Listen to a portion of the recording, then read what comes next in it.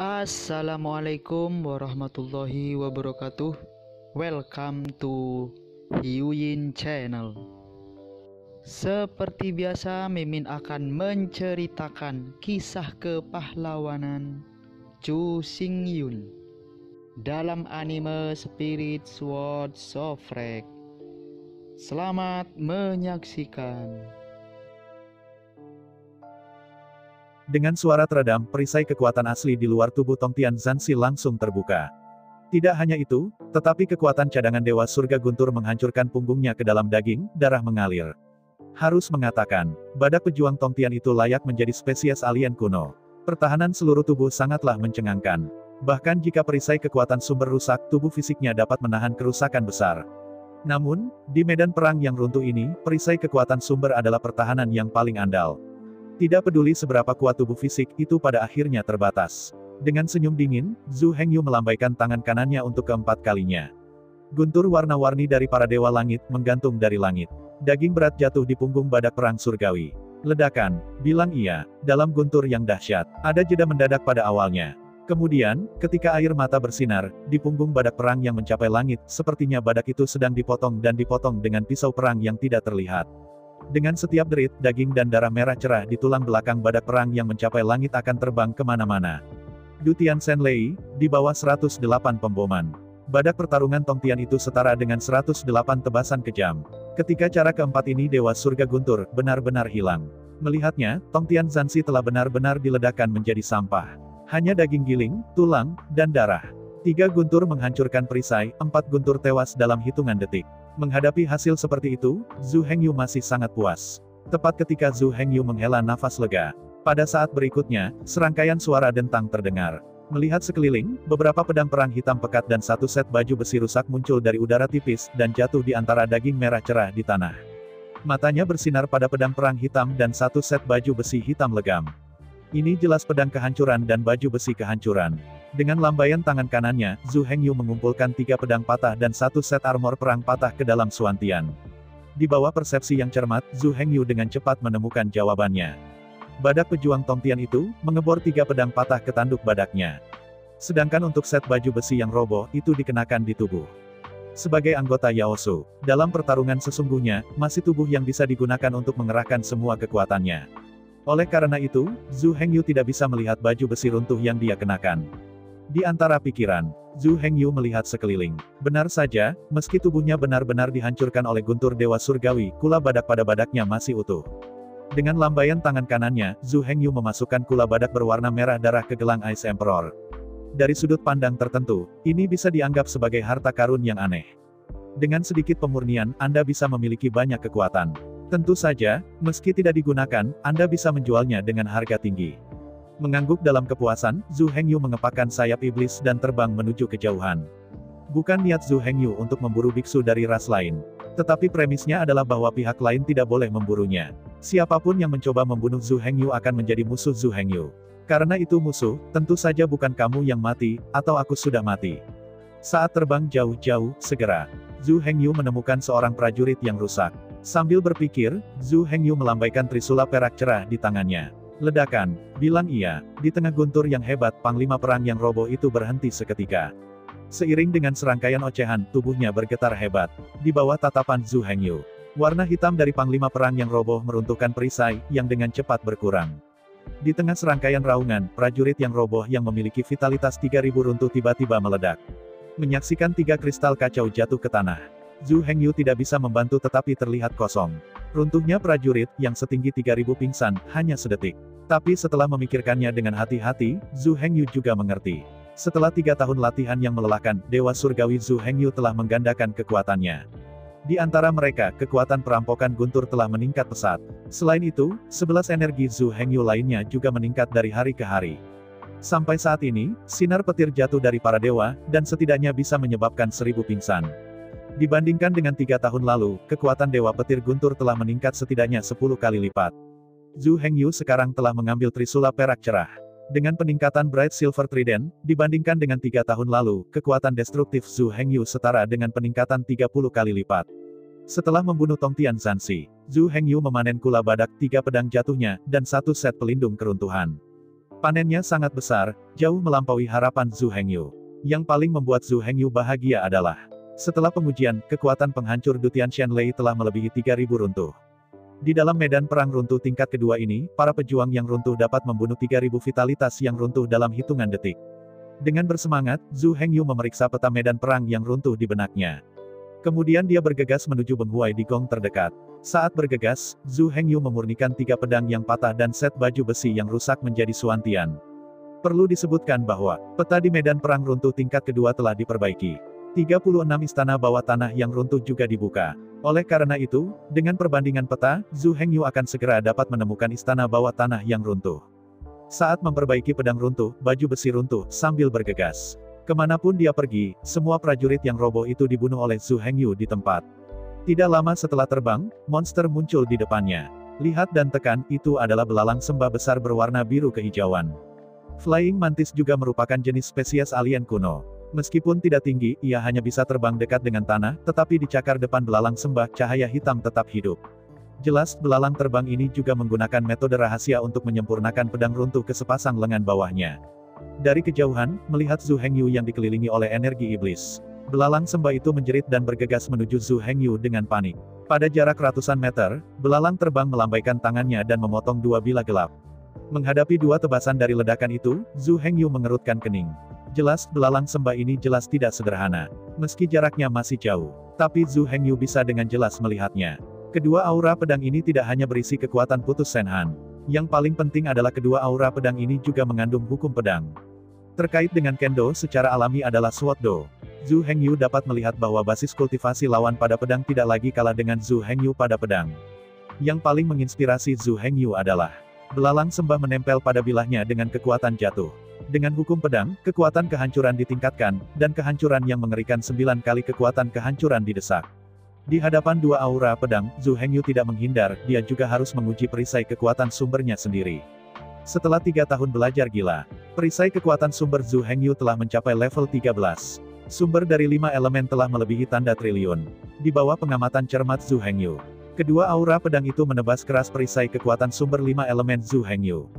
Zhu Hengyu tidak bisa membantu tetapi menggelengkan kepalanya dengan sedikit fluktuasi dari perisai kekuatan sumber berwarna-warni seperti cahaya pelangi. Meskipun kedua aura pedang ini sangat ganas, mereka masih seperti lengan mantel yang menghalangi mobil di hadapan 1 triliun yuan perisai kekuatan sumber, dan tidak dapat diguncang sama sekali. Menghadapi hasil seperti itu, belalang terbang terkejut sesaat, lalu berbalik dan lari. Sangat disayangkan karena ada di sini, bagaimana dia bisa kabur. Dalam medan perang runtuh tingkat kedua ini, konsentrasi energi iblis hampir 2 kali lipat dari medan perang runtuh tingkat pertama. Zhu Hengyu, yang memiliki afinitas sihir yang hampir tak terbatas, didorong oleh sepasang sayap iblis untuk terbang dengan kecepatan luar biasa. Selama Anda tidak terjerat dalam tubuh yang dekat, Zhu Hengyu diizinkan untuk terbang. Tidak ada yang bisa mengejar, dan tidak ada yang bisa lari. Tidak ada yang bisa dijelaskan dalam pertempuran berikutnya. Zhu Hengyu melepaskan 4 dewa petir surgawi berturut-turut, dan dengan mudah meledakkan belalang sembah. Jelas, belalang sembah ini jelas tidak sederhana. Kultivasi jalur pedang sangat mencengangkan. Namun, karena Zhu Hengyu mengamatinya, jangan pernah berpikir untuk berlari. Dengan belalang terbang itu dibombardir dan dibunuh. Di bawah dewa petir yang menakutkan, semua daging dan darah belalang sembah hancur berkeping-keping. Hanya sepasang lengan pedang mantis yang berisi hukum pedang tetap utuh. Saat berikutnya, dengan belalang terbang sekarat. Dalam serangkaian suara dentang, total 6 pedang runtuh jatuh ke tanah. Menggelengkan kepalanya kagum, Zhu Hengyu tahu. Belalang sembah ini pasti menggunakan metode rahasia untuk menyaring 6 pedang patah menjadi sepasang lengan belalanginya. Sedangkan untuk metode kultivasinya, Anda sebenarnya bisa mengetahuinya setelah sedikit berpikir. Namun, jika Anda ingin melatih pedang runtuh dan baju besi runtuh ke tubuh Anda, kondisinya sangat keras. Pertama-tama, perlu memiliki tubuh pertempuran ekaristi cahaya putih. Kedua, seluruh tubuh harus memiliki eksistensi yang super kuat seperti kula badak dan lengan pedang mantis. Di satu sisi, metode yang mereka gunakan persis sama dengan badan hukum Suantian Zhu Hengyu. Mereka semua menganggap diri mereka sebagai dunia dan memoles pedang kehancuran ke dalamnya, sehingga memiliki kekuatan kehancuran. Dia menyingkirkan sepasang lengan pedang mantis dan 6 pedang yang patah. Tiba-tiba, Zhu Hengyu tidak bisa menahan nafas. Pantas saja banyak orang yang suka looting. Jalan ini benar-benar tidak menguntungkan. Tentu saja, Zhu Hengyu bukanlah penjarahan. Dia hanya pertahanan pasif dan sah. Karena lawan mengacungkan senjata pembunuhan, dia melancarkan serangan. Bahkan pedang Qi mengenai tubuh Jadi Zhu Hengyu memanfaatkan situasi tersebut untuk melawan, dan tidak ada masalah sama sekali. Secara alami, tidak mungkin untuk melempar piala ke sana. Oleh karena itu, Zhu Hengyu benar-benar tenang di hatinya. Namun, meski begitu, Zhu Hengyu diam-diam terkejut. Yang disebut kekayaan sedang bergerak, dan keuntungan dari penjarahan terlalu tinggi. Hanya dalam waktu 1 jam, Zhu Hengyu telah memanen 6 pedang runtuh dan 1 set baju besi runtuh. Menghela nafas dan menggelengkan kepalanya, Zhu Hengyu mengirim 6 pedang patah ke Suantian. Cepat saring menjadi inti bintang. Sejauh ini, Badan Hukum Suantian Zhu Hengyu telah dilatih dengan 106 pedang patah. Setelah dibudidayakan, pedang keruntuhan mencapai 3.000 pegangan. Kemudian, runtuhnya Badan Hukum Suantian dari pedang Dao dianggap selesai.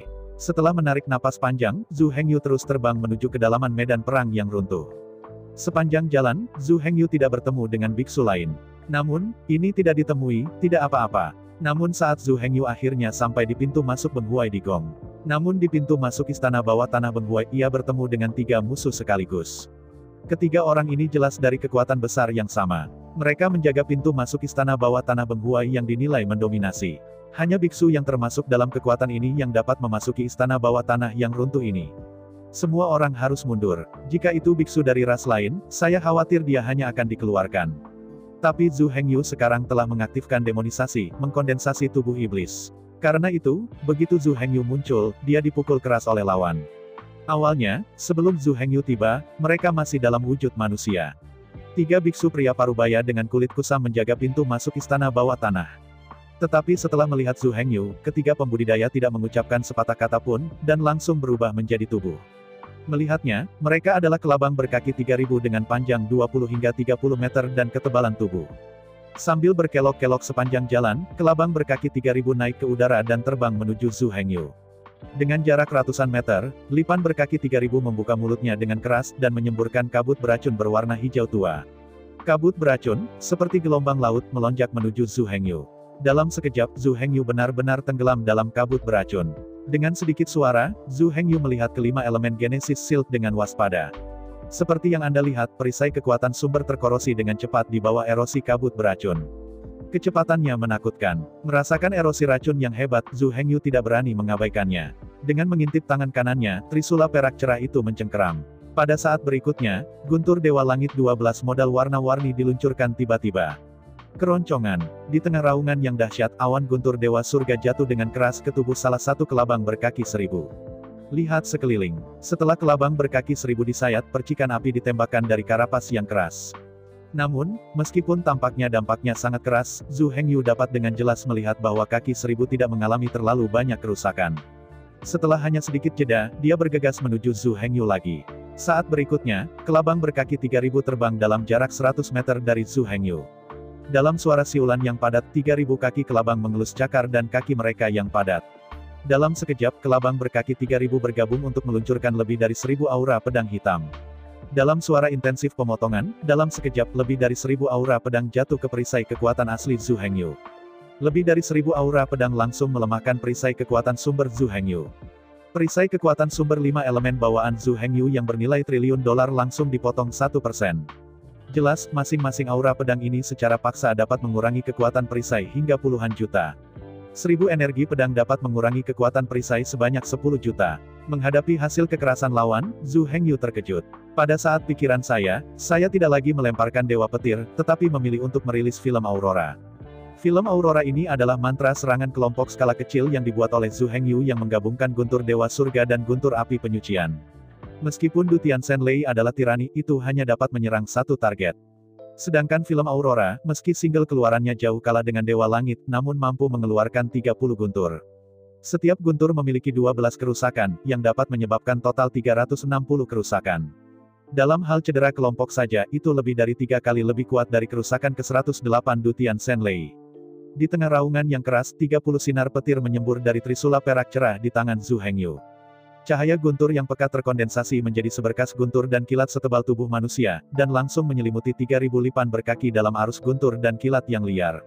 Dalam suara mendengung yang membosankan, 30 guntur dan kilat meraung dan membombardir tubuh 3000 kaki 1000 di seberangnya. Di bawah guntur dan kilat yang intensif, lipan berkaki 3000 dipasang di udara. Tidak ada entry, tidak ada mundur. Belum lagi pertahanan atau penyerangan. Bilang ia. Dalam suara dentang yang keras, percikan api bersinar di seluruh kelabang berkaki 3000. Dalam sekejap mereka masing-masing mengalami dampak 120 kekuatan destruktif.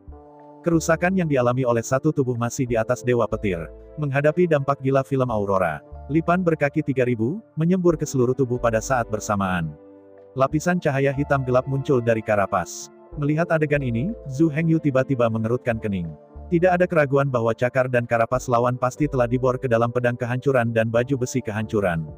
Jika Anda ingin membunuh kelabang berkaki 3000 ini, pertama-tama Anda harus menghancurkan perisai sumbernya, lalu menghancurkan baju besi mereka yang rusak. Dan ini jelas tidak mudah untuk dicapai. Zhu Hengyu memikirkannya. Kelabang berkaki 3000 itu jelas juga sadar akan bahayanya. Film Aurora ini tidak hanya bisa merugikan mereka. Selain itu, 30 guntur dan kilat juga dapat menjerat mereka dan membekukannya di udara. Jika Anda tidak ingin melakukan sesuatu, saya khawatir Anda akan kalah. Dalam jeritan cemas, kelabang berkaki 3000, tubuh mereka berputar dan terhubung ujung ke ujung. Dalam rangkaian suara yang tajam, kelabang berkaki 3000 itu benar-benar bergabung satu sama lain. Benar-benar menjadi kelabang dengan 1000 kaki. Tepatnya, kelabang berkaki 1000 ini memiliki total 1080 kaki. Setelah 3 kelabang bergabung menjadi satu. Tidak hanya panjangnya 3 kali lipat, diameter tubuh juga menjadi 3 kali lipat dalam proporsi yang sama. Nafas seluruh tubuh lebih dari 3 kali lebih kuat. Secara tentatif, guntur para dewa meledak lagi. Seperti yang Anda lihat, kelabang raksasa 3 dalam 1 tidak sadarkan diri. Melihat kelabang besar yang melayang di udara, Zhu Hengyu tahu bahwa dia mungkin tidak bisa mengalahkannya. Setelah beberapa putaran pertempuran, Zhu Hengyu secara kasar telah menemukan realitas lawannya. Lipan berkaki 3000 ini, meskipun di permukaan ada 3 orang. Namun nyatanya, jika tidak ada yang tidak terduga terjadi, ini harus menjadi 3 avatar kuat yang sama. Harus ada 6 klon yang serupa. Setelah 6 avatar disatukan, mereka akan memiliki 3000 kaki yang baik. Ada 3000 potong baju besi dalam satu setelan. Tidak perlu diragukan lagi, bakat orang ini, Bidutian dan Haotian, bahkan lebih buruk. Sekarang, Zhu Hengyu menghadap meskipun hanya 3 klonnya, tetapi ketiga klon ini tidak sederhana sama sekali. Setelah disatukan, aura yang memancar dari seluruh tubuh menjelaskan segalanya. Tiba-tiba, di dalam tubuh kaki 1000 di depannya. Di antara 1080 bagian baju besi itu, harus ada 1080 set baju besi yang roboh. Di antara 1080 kaki tajam itu, 1080 pedang yang patah harus disegel. Oleh karena itu, meskipun Zhu Hengyu mengandalkan kecepatan senior, itu sudah cukup untuk berdiri dan tak terkalahkan. Tetapi ingin mengalahkan lawan, tetapi hampir tidak mungkin. Tidak ada lagi, hanya 1080 set broken armor yang cukup untuk diledakkan Zhu Hengyu selama 3 hari 3 malam. Dan jangan lupa, lawan tidak hanya memiliki 1080 pedang patah. Selain itu, racun kaki 1000 ini sangat kuat. Meski Zhu Hengyu tidak bisa mengalahkan lawannya jelas tidak bisa menghentikan Zhu Hengyu. Perisai kejadian 5 elemen Zhu Hengyu terlalu tebal. Sumber perisai triliunan dolar, bahkan kekuatan penghancur dari 1080 runtuh, harus dibom selama 100 peluru sebelum bisa meledak. Apalagi ini masih mengabaikan kemampuan pemulihan dari 5 Elements Genesis Shield. Sedangkan Zhu Hengyu bergerak dengan kecepatan tinggi, menjaga jarak satu sama lain. Sambil terus melepaskan Dutian God Thunder, membombardir kelabang. Kelabang raksasa berkaki 3 dalam 1000 kaki itu berhenti tiba-tiba dan berteriak pada Zhu Hengyu. Mendengar teriakan pihak lain, Zhu Hengyu berhenti. Melihat kelabang raksasa itu dengan dingin, Zhu Hengyu tidak mengucapkan sepatah kata pun. Melihat Zhu Hengyu dengan wajah dingin, kelabang berkaki 1000 berkata, "Aku mengakui bahwa tidak ada hubungannya denganmu, kamu bisa pergi." Dengan mendengus dingin, Zhu Hengyu berkata, "Kenapa kamu bisa bertarung jika kamu mau, tapi jangan bertarung jika kamu tidak ingin bertarung?" Menghadapi pertanyaan Zhu Hengyu, kelabang berkaki 1000 berkata, "Sekarang, kami tidak dapat membantu Anda, dan Anda tidak dapat membantu kami. Apa gunanya belenggu?" Di hadapan kelabang berkaki 1000, Zhu Hengyu tersenyum dingin, "Saya akui bahwa tidak ada cara untuk menggunakan Anda untuk saat ini. Tapi kupikir, di istana bawah tanah ini, juniormu, aku seharusnya tidak bisa berbuat apa-apa."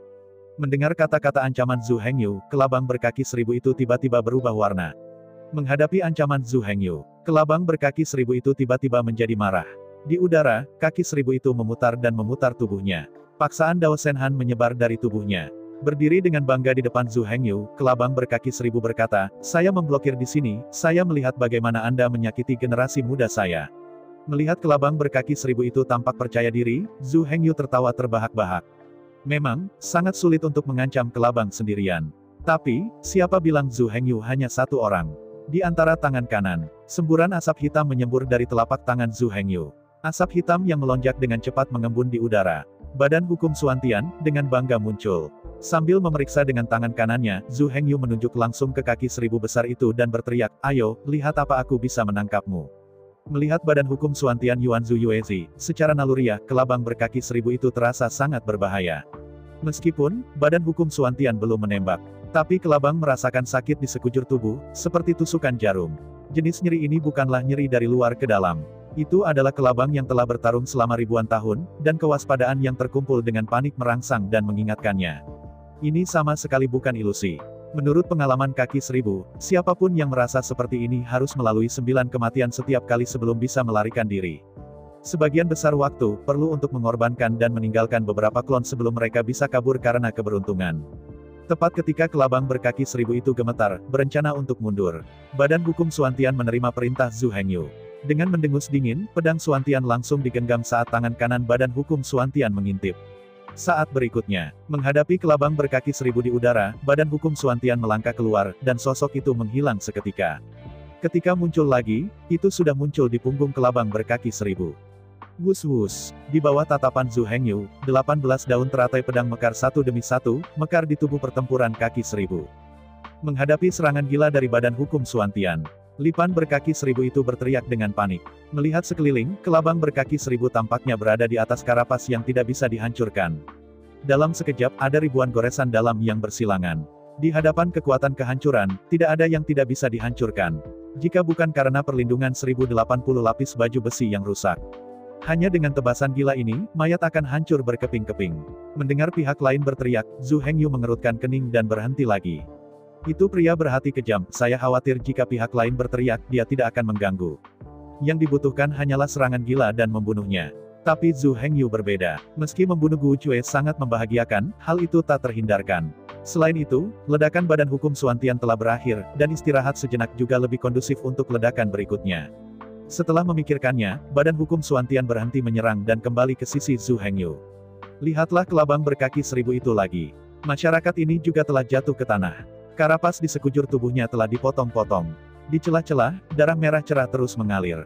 Meski untuk saat ini, cederanya tidak serius. Tetapi jika badan hukum Suantian terus menyerang dengan liar, maka semuanya akan sulit untuk dikatakan. Satu tidak baik, tapi saya akan tinggalkan di sini hari ini. Tubuh berkedip. Kelabang berkaki 1000 itu keluar dari kondisi bugar dan sekali lagi berubah menjadi citra 3 orang parubaya. Namun, pada saat ini, pakaian yang awalnya anggun kini telah dipotong-potong. Darah Yan Hong benar-benar membasahi pakaian itu. Menyeka keringat di dahinya, kelabang berkaki 1000 berkata, "Maaf, aku tidak tahu Taisan.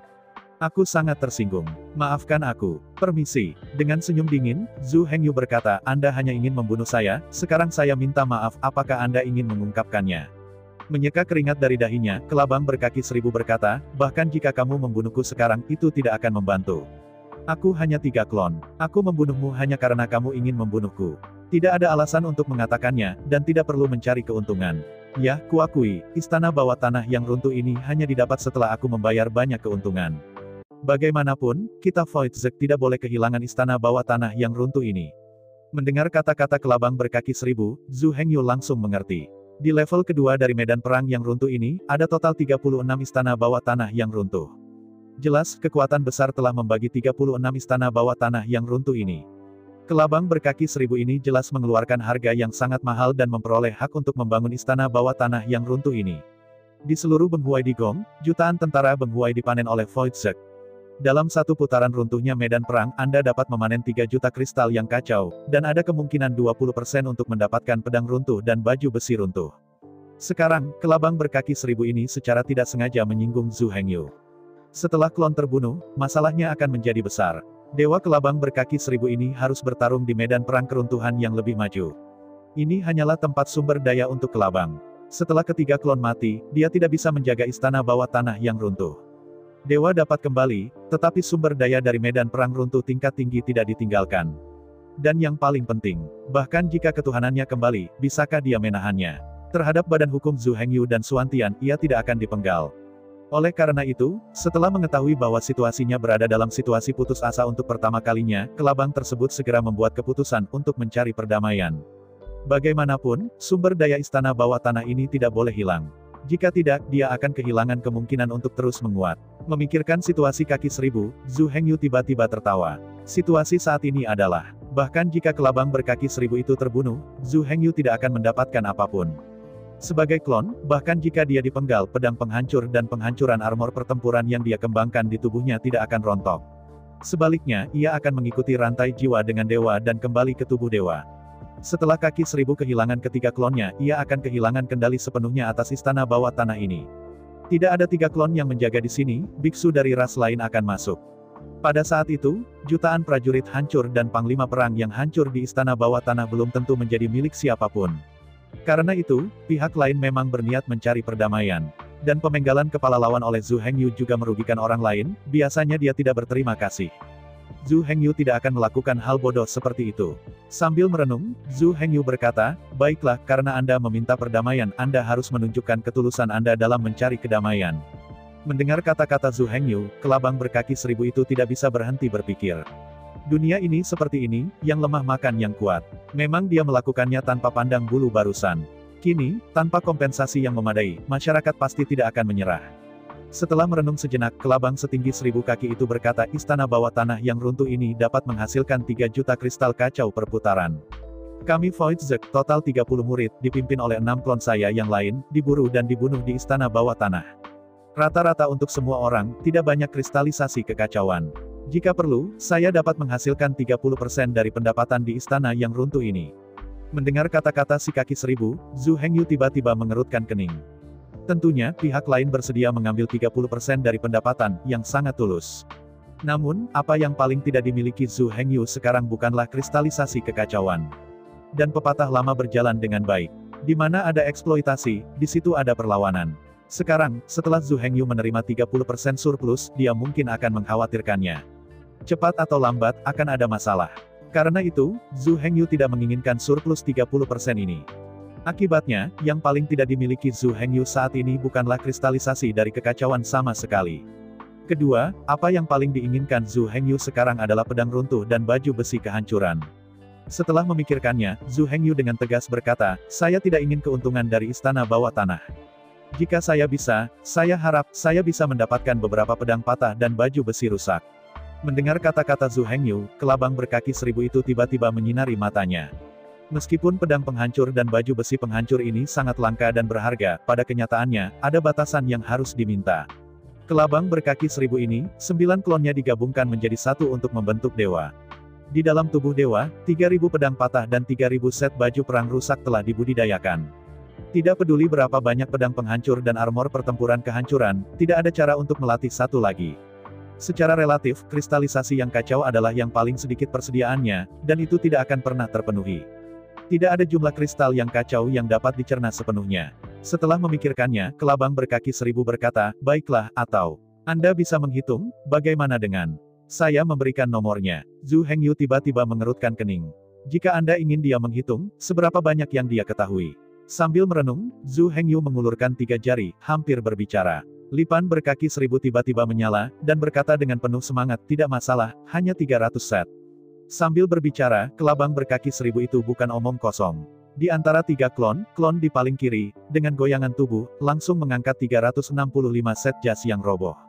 Dentang, dentang. Terdengar suara logam menabrak. Dalam klon itu, semua 360 set jas runtuh yang dibudidayakan jatuh ke tanah. Melihat Zhu Hengyu dengan senyuman di wajahnya, kelabang berkaki seribu berkata, ini 360 jas yang rusak. Ada 360 pedang yang patah, dan 360 set baju besi yang rusak, tolong hitung. Melihat kelabang berkaki seribu dengan takjub, Zhu Hengyu berdiri di sana dengan hampa, tanpa berbicara untuk waktu yang lama. Awalnya, Zhu Hengyu hanya berencana untuk memiliki 30 pedang runtuh, yang pada dasarnya memuaskan. Tapi tidak pernah terpikir, kelabang berkaki seribu mengira dia menginginkan 300. Selain itu, 300 ini tidak mengacu pada 300 buah, tetapi 300 set. Setelah berdiri di sana sebentar, Zhu Hengyu mengertakkan gigi dan membuat keputusan dalam sekejap. Sekarang mereka telah mengeluarkannya, dia tidak punya alasan untuk tidak menerimanya. Dengan lambaian tangan kanannya, Zhu Hengyu menyingkirkan 360 set jas yang roboh. Melihat 3 avatar kelabang berkaki seribu, Zhu Hengyu berkata, festival kita akan terungkap di sini. Kita akan punya waktu nanti. Saat berbicara, Zhu Hengyu menyingkirkan badan hukum Suantian, berbalik dan terbang menuju kejauhan. Sosok yang mengawasi Zhu Hengyu pergi, 3 klon dari kelabang berkaki 1000 tidak bisa membantu tetapi menghela nafas. Akhirnya, ketiga avatar itu berhasil diselamatkan, dan oleh karena itu hak penambangan dari istana bawah tanah ini runtuh. Meskipun bayarannya agak terlalu banyak, agak besar. Tapi dibandingkan dengan kerugian, itu bisa diterima. Jangan berpikir bahwa kemungkinan runtuhnya medan perang di 2 level sangat rendah. Meskipun tidak terlalu tinggi, ada 20% kemungkinan menjatuhkan Sword of Cruising, dan 20% kemungkinan menjatuhkan Warframe of Cruising. Tambahkan hingga 40% kemungkinan. Pada dasarnya 2 ronde runtuh di medan perang, seseorang harus keluar. Entah pedang runtuh, atau baju besi perang runtuh. Bisa dikatakan, selama kamu punya waktu, selama kamu hidup cukup lama. Pedang disintegrasi dan armor pertempuran disintegrasi pasti sangat diperlukan. Tentunya harga yang dibayarkan kali ini tidak sedikit. Jika singa lain berbicara dengan keras dan menginginkan lebih, dia mungkin harus memikirkannya. Jika Anda kehilangan klon, Anda akan kehilangannya, cukup perbaiki satu lagi. Adapun manfaat mendobrak istana bawah tanah, tidak masalah. Ketika kontribusinya tidak sebanding dengan pahala, tentu tidak perlu ada pembicaraan damai. Belum lagi, bagaimana cara berpikir kaki 1000 itu. Di sisi lain, Zhu Hengyu meninggalkan istana bawah tanah yang runtuh dengan penuh semangat. Di sudut yang jauh, Zhu Hengyu mendirikan tendanya dan mulai memperbaiki 360 pakaian yang rusak dengan seluruh kekuatannya. Ketika Zhu Hengyu akhirnya menghancurkan semua pedang kehancuran, baju besi pertempuran telah runtuh, dan semuanya dibuat menjadi inti bintang Suantian. Di dalam Suantian, 500 pedang yang roboh dan 461 armor yang runtuh telah sepenuhnya disegel. Hanya butuh sekitar 17 atau 18 hari, dan kekuatan penghancur badan hukum Suantian meningkat 3 atau 4 kali lipat. Mulai sekarang, hanya butuh waktu lama. Badan hukum Suantian dapat melepaskan teratai pedang dengan 18 daun. Sebanyak 9.000 runtuh. Jika Anda kembali ke level pertama dari medan perang yang runtuh, Anda hampir bisa membunuh jenderal yang roboh. Tapi tentu saja, untuk saat ini, masih ada sekitar 1000 keruntuhan. Tapi yang jelas, waktunya masih panjang. Putaran runtuhnya medan perang ini, masih ada waktu lebih dari setengah bulan. Setelah pemurnian, Zhu Hengyu akhirnya berhasil menerobos. Demonisasi dihidupkan lagi, dan tubuh iblis terkondensasi. Zhu Hengyu mengepakkan sepasang sayap iblis dan terbang menuju lokasi istana bawah tanah berikutnya yang rusak. Sepanjang jalan, Zhu Hengyu tidak menemukan terlalu banyak tentara yang roboh. Ada total 36 istana bawah tanah di medan perang runtuh tingkat kedua. Di dalam setiap istana bawah tanah, ada jutaan tentara Tibet. Tentara Tibet di 36 istana bawah tanah ini menyumbang lebih dari 90% dari medan perang runtuh tingkat kedua. Adapun tentara yang roboh yang berkeliaran di dataran, mereka hanyalah orang-orang yang tersesat yang berkeliaran dari pintu masuk istana bawah tanah yang runtuh. Medan perang runtuh tingkat kedua, bagaimanapun, didominasi oleh runtuhnya istana bawah tanah. Perlu disebutkan bahwa, meskipun ada banyak pintu masuk di medan perang runtuh tingkat kedua, istana bawah tanah yang runtuh, tetapi setiap kali terbuka itu yang tetap. Untuk pintu masuk lainnya, hanya level pertama dari medan perang yang runtuh yang akan dibuka. Oleh karena itu, medan perang runtuh tingkat kedua dapat menempati tambang selama pintu masuknya dijaga. 36 ranjau dapat ditempati hingga 36 kekuatan. Zhu Hengyu terbang jauh-jauh. Segera, dia tiba di istana bawah tanah yang runtuh berikutnya. Awalnya, Zhu Hengyu ingin datang. Begitu dia muncul di sini, biksu asing yang ditempatkan di istana bawah tanah di sana pasti akan dibunuh. Namun, apa yang diharapkan Zhu Hengyu? Di tengah pintu masuk istana bawah tanah, terdapat tenda berwarna biru kerajaan. Tirai tenda dibuka, dan seorang lelaki tua dengan janggut putih dan rambut duduk di dalamnya dengan mata tertutup. Menghadapi kedatangan Zhu Hengyu, lelaki tua itu tetap diam dan diabaikan. Melihat adegan ini, Zhu Hengyu mendecakkan mulutnya. Jika orang mengabaikannya, tidak ada yang bisa dia lakukan. Adapun fakta bahwa lawan menduduki istana bawah tanah yang runtuh, Zhu Hengyu tidak tahu. Dengan kemampuannya tersebut, ia juga bisa menempati istana bawah tanah yang runtuh. Mereka tidak merekrutnya atau memprovokasi dia. Alasan untuk menduduki istana bawah tanah murni karena aturan tak terucapkan dari medan perang runtuh tingkat kedua. Zhu Hengyu belum sombong, dan harus mengandalkan kekuatannya sendiri untuk menantang aturan tak terucapkan di medan perang. Dia tidak memiliki ambisi itu, juga tidak terlalu sombong. Satu-satunya hal yang ingin ditargetkan oleh Zhu Hengyu adalah para biksu yang tidak mengatakan apa-apa, hanya karena dia adalah klan iblis, mereka menyerangnya. Saya tidak merekrut Anda atau memprovokasi Anda. Jika Anda datang dan membunuh Anda, jangan salahkan saya karena telah membunuh. Dengan desahan tak berdaya, Zhu Hengyu mengepakkan sayapnya dan terbang menjauh. Tepat saat sosok Zhu Hengyu hendak menghilang ke cakrawala, pria tua berambut putih dan berjanggut itu perlahan membuka matanya. Melihat sosok Zhu Hengyu menghilang, lelaki tua itu menghela nafas dan menggelengkan kepalanya. Orang tua ini adalah Raja Elang Salju dari Gerbang Peri Bintang. Gerbang Peri Bintang tidak membenci iblis. Bahkan jika mereka menemukannya di medan perang yang runtuh ini, mereka tidak akan memburu. Tidak hanya Gerbang Peri Bintang. Faktanya, para naga tidak membenci iblis. Bahkan jika mereka menemukannya di medan perang kehancuran, mereka pada dasarnya tidak akan memburu. Bahkan jika ada pengejaran, itu hanya penjarahan biasa, bukan karena status iblis. Satu-satunya yang benar-benar membenci iblis adalah iblis dan ras Phoenix. Dalam setengah bulan ke depan, Zhu Hengyu melewati 7 istana bawah tanah yang runtuh sepanjang jalan. Saya tidak tahu apakah keberuntungan Zhu Hengyu begitu buruk. Itu adalah Gerbang Peri Bintang dan kekuatan klan naga juga. 7 istana bawah tanah yang runtuh berturut-turut semuanya disebabkan oleh 2 kekuatan ini. Untungnya, ketika Zhu Hengyu menemukan runtuhnya istana bawah tanah ke-8 menurut peta, hampir saja muncul. Dalam lolongan panjang, seekor gajah perang dengan gigi roh melesat dari pintu masuk istana bawah tanah Benghuai. Melihat gajah perang gigi roh bercahaya, Zhu Hengyu tidak bisa membantu tetapi diam-diam kagum. Jelas ini adalah kekuatan besar dari ras monster, dan kekuatannya sangat menakutkan. Gajah perang gigi roh ini ukurannya terlalu besar. Tingginya lebih dari 30 meter. Di sepanjang jalan, 4 kaki tebal yang sekuat balok menghentak tanah. Jangan melihat gajah perang gigi roh, tampaknya tidak memiliki sayap. Tapi sambil berlari jauh-jauh, gajah perang gigi roh itu menginjak udara dan melayang ke udara. Tubuh besar yang kelihatannya bodoh, tapi kecepatannya sangat cepat. Sisa-sisa iblis, mati untukku, diiringi dengan raungan roh gajah perang gigi. Sesaat kemudian, sepasang gading hitam gajah perang Lingfang berangsur-angsur menyala. Saat berikutnya, ada 2 lolongan tajam. Sepasang gading tajam terlontar dari mulut gajah perang gigi roh. Jelas sekali, gajah perang gigi roh ini telah menyempurnakan salah satu giginya sendiri menjadi harta istimewa. Disebut harta karun adalah keberadaan antara senjata ajaib dan senjata ajaib. Dikatakan sebagai senjata ajaib, namun sepasang gigi roh ini tidak bergantung pada aturan. Dikatakan sebagai senjata ajaib, sepasang gigi roh ini tidak hanya bisa digunakan untuk menyerang. Dapat dikatakan bahwa benda ini bukanlah senjata ajaib atau senjata ajaib. Tapi dari perspektif lain, itu adalah senjata ajaib dan senjata ajaib. Gajah perang gigi roh ini juga tahu bahwa tubuhnya terlalu besar dan kikuk. Tidak peduli seberapa cepatnya, bisakah itu lebih cepat daripada burung. Oleh karena itu, dia menghabiskan sebagian besar waktunya untuk mengolah gigi roh. Menghadapi sepasang gigi roh secepat kilat, Zhu Hengyu mengepakkan sayapnya untuk menghindar dengan kecepatan penuh. Tapi yang jelas, sepasang gigi roh memiliki fitur pelacakan otomatis. Tidak peduli bagaimana Zhu Hengyu mengelak, sepasang gigi roh mengejarnya seperti belatung Tarsus. Adapun kecepatan, gigi roh yang tajam dan bergaris halus memiliki sedikit resistensi saat terbang di udara. Sosok Zhu Hengyu sangat besar, bagaimana mungkin hambatan udara selama penerbangan dibandingkan dengan sepasang gigi roh. Kecepatan sepasang gigi roh jauh lebih cepat dari Zhu Hengyu. Akhirnya, ada beberapa kilatan, tapi tetap tidak bisa menghindarinya. Di tengah 2 raungan berturut-turut, sepasang gigi roh meledak dengan keras pada perisai 5 elemen asal angkatan Zhu Hengyu. Di tengah raungan kekerasan, tubuh Zhu Hengyu langsung meledak ribuan meter. Pada saat yang sama, bagian terluar dari perisai kejadian 5 elemen, perisai energi bumi emas, tiba-tiba meledak. Melihat pemandangan ini, Zhu Hengyu terkejut. Perisai kekuatan sumber 5 elemen Zhu Hengyu, total kekuatan setinggi 1 triliun. Pada pelindung daya sumber rata-rata di setiap jalur jalan, setidaknya terdapat 200 miliar kekuatan sumber daya.